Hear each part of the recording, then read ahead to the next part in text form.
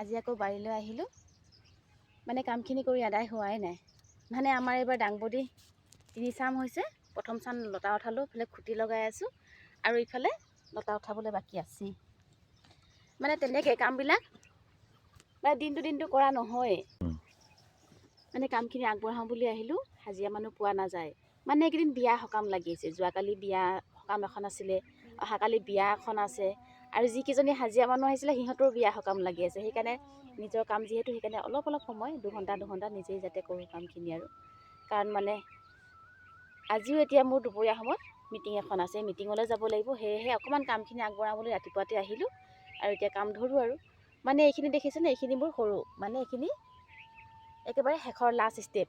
এইখিনি বাৰু ছেকেণ্ড, আৰু প্ৰথমখিনি লতা উঠা হ'ল। প্ৰথমখিনি এইফালে আছে।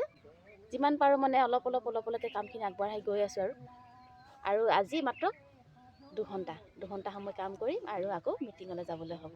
সেয়াহে আৰু কামত ধৰোঁ আৰু দেই।